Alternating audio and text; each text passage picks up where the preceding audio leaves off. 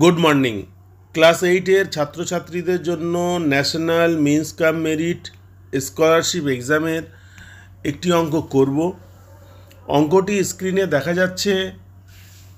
X plus Y whole square minus X minus Y whole square equal to 44 এবং X less than Y less than 0 হলে x ও Y এর পূর্ণ সংখ্যা মান কত হবে? X less than Y less than 0 এই কথাটার মানে কি? এই কথাটার মানে হচ্ছে এক্স এবং ওয়াইয়ের মান দুটোই 0 থেকে কম, অর্থাৎ মাইনাস। এখন এই অঙ্কটা করব। আমাদের যেটা দেওয়া আছে, টোটালটা যদি এ ধরি, এদিকে টোটালটা যদি বি ধরি, তাহলে A square minus B square. এর সূত্র আমরা জানি, A plus B into a minus b equal to 44।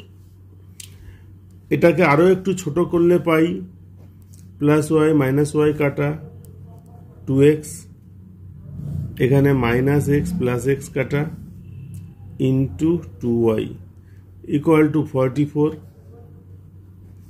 তাহলে অতএব এক্স ওয়াই ইকুয়াল টু 11।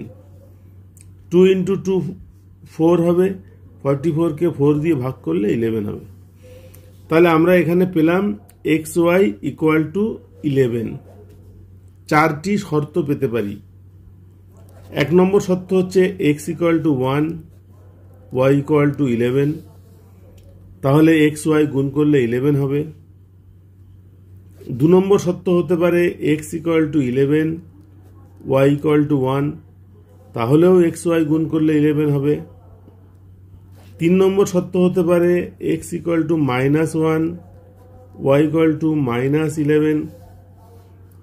4 নম্বর শর্ত হতে পারে X equal to minus 11, Y equal to minus 1।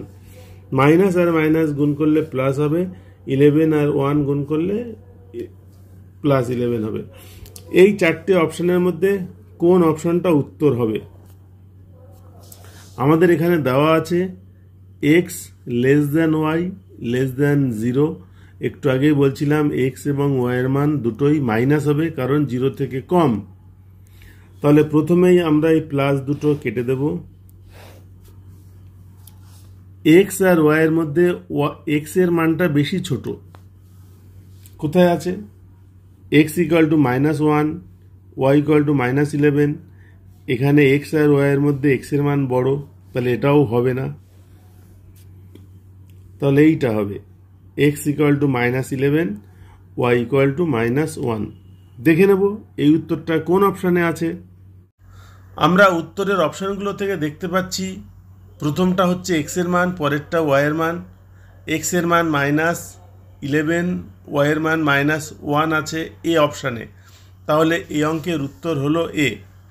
আজকের অঙ্ক ক্লাস এখানেই শেষ হচ্ছে। পরের অঙ্ক ক্লাসে আমরা অন্য কোনো অঙ্ক নিয়ে আলোচনা করব। আজকের ক্লাস অ্যাটেন্ড করার জন্য সকলকে ধন্যবাদ।